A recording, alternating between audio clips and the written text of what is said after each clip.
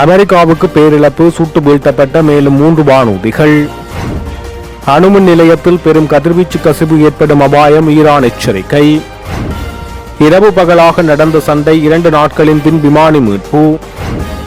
ஈரானை வழிநடத்திய ராணுவ தளபதிகள் பலர் பலி, ட்ரம் அதிரடி அறிவிப்பு. ஈரானின் சக்தி வாய்ந்த ராணுவ தளபதியின் மருமகள் அமெரிக்காவில் கைது, நாடு கடத்த நடவடிக்கை. இருளில் மூழ்கப் போகும் ஸ்டேல், ஈரானின் தாக்குதல் வியூகத்துக்குள் முக்கிய 2 மின் நிலையங்கள். ஈரானில் இரவோடு இரவாக தரையிறக்கப்பட்ட பீஸ்ட் ஹெலிகாப்டர்கள், அமெரிக்காவின் மின்னல் வேக நடவடிக்கை.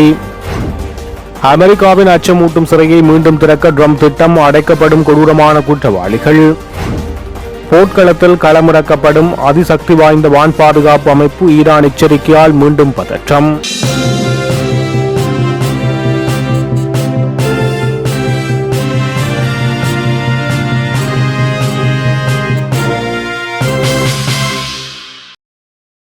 தெஹ்ரான் மீது நடாத்தப்பட்ட தாக்குதல்களில் ஈரானை தூர நோக்கற்ற முறையில் வழிநடத்திய பல ராணுவ தளபதிகள் கொல்லப்பட்டுள்ளதாக அமெரிக்க ஜனாதிபதி டொனால்ட் ட்ரம்ப் தெரிவித்துள்ளார்.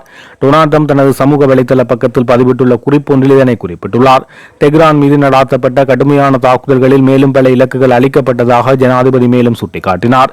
அந்த பதிவில் இரவில் ஒரு நகரத்தின் வானியர கட்டிடங்களை ஒளிரச் செய்யும் வெடிப்புகளை காட்டும் ஒரு காணொலி இடம்பெற்றிருந்தது. ஆனால் அந்த ராணுவ நடவடிக்கை எப்போது நடந்தது என அது குறிப்பிடவில்லை. எனினும் இந்த தாக்குதல் தொடர்பாக ஈரான் அரசாங்கம் இதுவரை எவ்வித உறுதிப்படுத்தலையும் அல்லது மறுப்பையும் வெளியிடவில்லை என்பதும் குறிப்பிடத்தக்கது. F-15 போர் விமானம் சுட்டு வீழ்த்தப்பட்டதை தொடர்ந்து காணாமல் போன அமெரிக்க விமானி 2 நாட்களுக்கு பிறகு அதிரடி நடவடிக்கை மூலம் மீட்கப்பட்டுள்ளதாக அமெரிக்க அதிகாரியை மேற்கோள் காட்டி சர்வதேச ஊடகங்கள் செய்தி வெளியிட்டுள்ளது. கடந்த வெள்ளிக்கிழமை F-15 ஸ்ட்ரைக் ஈகிள் வகை விமானத்தை ஈரான் ராணுவம் தாக்கி வீழ்த்தியது. அதில் ஒருவர் மீட்கப்பட்டிருந்தார். இன்னொருவர் காணாமல் போன நிலையில் அமெரிக்கா மிக விரைவான தேடுதல் மற்றும் மீட்பு பணியை தொடங்கியது. அல் ஜசீரா ஊடகத்தின் கருத்து தெரிவித்த அமெரிக்க அதிகாரியின் கூற்றுப்படி 2 நாட்களாக ஈரானிய படைகளிடமிருந்து தப்பித்து வந்த அந்த விமானப்படை வீரரின் இருப்பிடத்தை அமெரிக்க படைகள் சுற்றி வளைத்து நெருங்கிக் கொண்டிருந்தன. அப்போது துப்பாக்கி சண்டை மூண்டது. இது பகல் நேரத்தில் நடந்தது. பொதுவாக சிறப்பு அதிரடி படையினர் இதுபோன்ற ஒரு மீட்பு நடவடிக்கைக்குள் நுழைந்து இருட்டில் ஒருவரை மிக விரைவாக வெளியேற்ற முயற்சிப்பார்கள். இது பல மணி நேரம் நீடித்ததாக எங்களிடம் கூறப்பட்டது. ஜனாதிபதியிடம் பின்னர் அந்த மீட்பு பணியின் பல விவரங்களை உறுதிப்படுத்தியதோடு அந்த விமானப்படை வீரர் மீட்கப்பட்டு விட்டதாகவும் அவர் ஒரு கார்னல் என்பதையும் உறுதிப்படுத்தியுள்ளமை குறிப்பிடத்தக்கது. ஈரானால் சுட்டு வீழ்த்தப்பட்ட விமானத்தின் 2வது விமானியை தேடும் நடவடிக்கையில் ஈடுபட்ட அமெரிக்காவின் மற்றொரு விமானத்தையும் 2 உலங்கு வானூர்திகளையும் சுட்டு வீழ்த்தியுள்ளதாக ஈரானின் கதம் அல் அன்பியா மத்திய தலைமையகத்தின் செய்தி தொடர்பாளர் இன்று தெரிவித்தார். இந்த நடவடிக்கையின் விளைவாக பல எதிரி விமானங்கள் அளிக்கப்படுவதாகவும் இதன் விளைவு அமெரிக்காவுக்கு ஏற்பட்ட மற்றொரு அவமானகர தோல்வி என கூறிய அவர் மேலும் 1980 ஏப்ரலில் தோல்வியடைந்த ஆபரேஷன் ஈகிள் கிளாவுடன் இதை ஒப்பிட்டார். சுட்டு வீழ்த்தப்பட்ட விமானங்களில் 2 பிளாஹாக் உலங்கு வானூர்திகள் மற்றும் ஒரு C-130 ராணுவ போக்குவரத்து விமானம் ஆகியவை அடங்கும் என்றும் அவை அனைத்தும் தெற்கு இஸ்பஹானில் தாக்கப்பட்டு எரிந்த நிலையில் விடப்பட்டதாக அவர் மேலும் தெரிவித்துள்ளார்.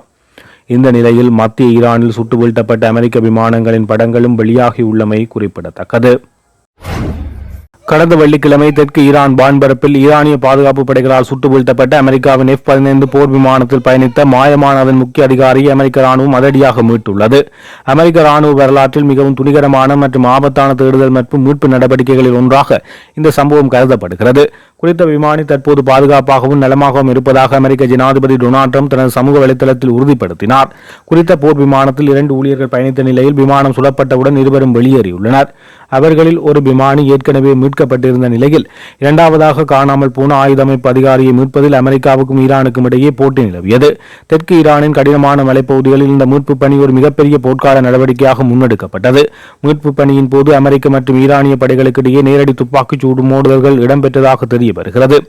ஈரானிய எதிரி படைகள் தன்னை நெருங்கிக் கொண்டிருந்த ஒரு இக்கட்டான சூழலில் ஈரானின் ஆபத்தான மலைப்பகுதியில் அந்த அதிகாரி பதுங்கியிருந்ததாக ட்ரம்ப் விவரித்துள்ளார். இருப்பினும் அமெரிக்காவின் உயர்மட்ட அதிகாரிகள் 24 மணி நேரம் அவரது இருப்பிடத்தை கண்காணித்து அந்த மீட்பு பணியை மிக துல்லியமாக திட்டமிட்டனர். இந்த நடவடிக்கையின் போது டஜன் கணக்கான போர் விமானங்கள் ஈரானிய எல்லைக்குள் அனுப்பப்பட்டுள்ளது. இதில் அமெரிக்க தரப்பில் உயிரிழப்புகளோ படுகாயங்களோ ஏற்படவில்லை என தெரிவிக்கப்பட்டுள்ளது. ஈரானிய எரிசக்தி உட்கட்டமைப்பு மீது நடாத்தப்படும் தாக்குதல்களுக்கு பதிலடியாக ஈரான் தாக்கவிருக்கும் இலக்குகளின் பட்டியலில் 2 ஸ்டேலிய மின் நிலையங்கள் சேர்க்கப்பட்டுள்ளது என தகவல் அறிந்த வட்டாரங்கள் தெரிவித்துள்ளது. ஈரானிய ஊடகம் இதனை குறிப்பிட்டுள்ளதாகவும் ஸ்டேல் ஈரானிய எரிசக்தி வசதிகளை தாக்க தயாராகி வருவதாக ஒரு ஸ்டேலிய ராணுவ அதிகாரியை மேற்கோள் காட்டி ராய்ட்டர்ஸ் செய்தி வெளியிட்டதைத் தொடர்ந்து ஈரானில் முடிவெடுக்கும் அதிகாரிகளுக்கு நெருக்கமான வட்டாரங்கள் தஸ்ஸின் செய்தி நிறுவனத்திடம் ஸ்டேலி ஆட்சிக்கு மின்சாரம் வழங்கும் 2 முக்கிய மின் நிலையங்கள் தாக்குதல் இலக்குகளின் பட்டியலில் சேர்க்கப்பட்டுள்ளது என தெரிவித்தது. இந்த முடிவு தெஹ்ரானின் பல்லடி கொள்கையின் கட்டமைப்புக்குள் மதிப்பிடப்படுகின்றது என்றும் ஈரானின் முக்கிய உட்கட்டமைப்புக்கு எதிரான எந்தவொரு அச்சுறுத்தலுக்கும் பதிலளிக்க தயாராக இருப்பதை குறிப்பதாக கருதப்படுகிறது. முன்னதாக ஸ்டேல் ஈரானிய எரிசக்தி வசதிகளை தாக்க தயாராகி வருகிறது, ஆனால் அமெரிக்காவிடமிருந்து பச்சை சமிச்சைக்காக காத்திருக்கிறது என ஒரு மூத்த ஸ்டேலிய ராணுவ அதிகாரி சனிக்கிழமை கூறியதாக ராய்ட்டர்ஸ் செய்தி வெளியிட்டுள்ளது. அடுத்த வாரத்துக்கு இதுபோன்ற தாக்குதல்கள் நிகழ வாய்ப்புள்ளது என்றும் அந்த அதிகாரி மேலும் தெரிவித்துள்ளார். அமெரிக்க ஜனாதிபதி டொனால்ட் ட்ரம்ப் ஈரானுக்கு 48 மணி நேர கெடு விதித்ததைத் தொடர்ந்து இந்த கருத்துக்கள் வெளியாகியுள்ளன.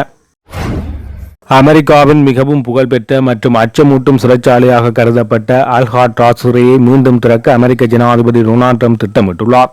2027 நிதியாண்டுக்கான தனது பட்ஜெட் முன்மொழிவில் இந்த சிறையை நவீன வசதிகளுடன் கூடிய அதிநவீன பாதுகாப்பு மையமாக மாற்றுவதற்காக $152 மில்லியன் அமெரிக்க நிதியை அவர் கூறியுள்ளார். சான் பிரான்சிஸ்கோவின் ஹோல்டன் ஹேட் பாலத்துக்கு அருகில் ஒரு தீவில் அமைந்துள்ள இந்த சிறைச்சாலை டி ரோக் என அழைக்கப்படுகிறது.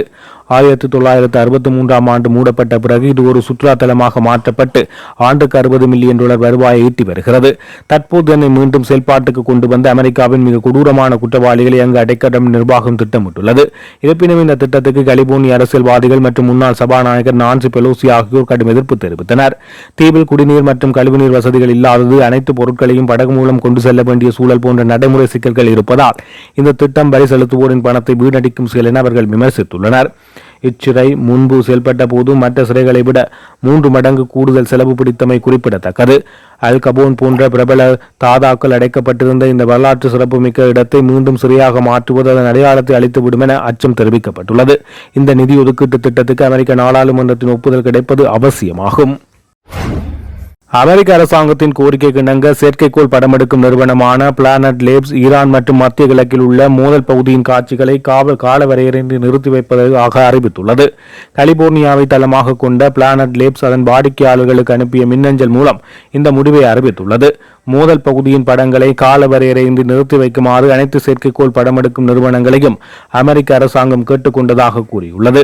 இந்த கட்டுப்பாடு கடந்த மாதம் பிளானட் லேப்ஸ் விதித்த மத்திய கிழக்கு படங்களின் பிரதான 14 நாள் தாமதத்தை விரிவுபடுத்துகிறது.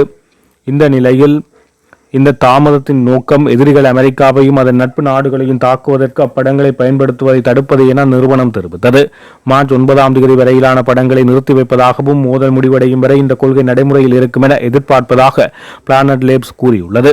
செயற்கைக்கோள் தொழில்நுட்பத்தின் ராணுவ பயன்பாடுகளின் இலக்குகளை அடையாளம் காணுதல், ஆயுதங்களை வழிநடத்துதல், ஏவுகணைகளை கண்காணித்தல் மற்றும் தகவல் தொடர்பு ஆகியவை அடங்கும் என கூறப்படுகிறது. அமெரிக்காவின் எதிரிகள் மூலம் பெறப்பட்ட படங்கள் உட்பட வணிக ரீதியான படங்கள் ஈரான் அணுகக்கூடும் என சில விண்வெளி வல்லுநர்கள் கூறியுள்ளனர். இதன்படி இது குறித்த உளவுத்துறை தொடர்பான விடயங்களில் கருத்து தெரிவிக்க மாட்டோம் என பென்டகன் தெரிவித்துள்ளது. ஈரானின் ஒரே செயல்பாட்டு அணுமின் நிலையமான புஷர் அணுமின் நிலையத்தை இலக்கு வைத்து நடாத்திய தாக்குதல்களால் பெரும் கதிர்வீச்சு கசிவு ஏற்படும் அபாயம் உள்ளதாக ஈரான் எச்சரிக்கை விடுத்துள்ளது. ஈரானின் புஷர் அணுமின் நிலையத்துக்கு அருகே அமெரிக்கா மற்றும் ஸ்டீல் படைகள் இணைந்து தாக்குதல் நடத்தியுள்ளமை சர்வதேச அளவில் பெரும் பதற்றத்தை உருவாக்கியுள்ளது. இந்த தாக்குதல் தொடர்பாக ஈரான் வெளியுறவுத்துறை அமைச்சர் அப்பாஸ் அராக்சி ஐநா பொதுச் செயலாளர் அண்டோனியோ குட்ரஸுக்கு அவசர கடிதம் ஒன்றை அனுப்பியுள்ளார். அந்த கடிதத்தில் இந்த தாக்குதலின் காரணமாக அணுமின் நிலையத்தில் கதிர்வீச்சு கசிவு ஏற்படும் நெருக்கடி அச்சுறுத்தல் ஏற்பட்டுள்ளது என்றும் அணுசக்தி நிலையங்கள் மீதான இத்தகைய தாக்குதல் ஈரான் நாட்டை மட்டும் பாதிக்காது என குறிப்பிட்டுள்ளார். இது ஒட்டுமொத்த மத்திய கிழக்கு பிராந்தியத்துக்கும் மனித மற்றும் சுற்றுச்சூழல் ரீதியாக மிகப்பெரிய பேரழிவை ஏற்படுத்தும். இத்தகைய நடவடிக்கைகள் சர்வதேச பாதுகாப்பு விதிகளுக்கு முரணானது என்பதையும் அவர் இதில் சுட்டிக்காட்டினார்.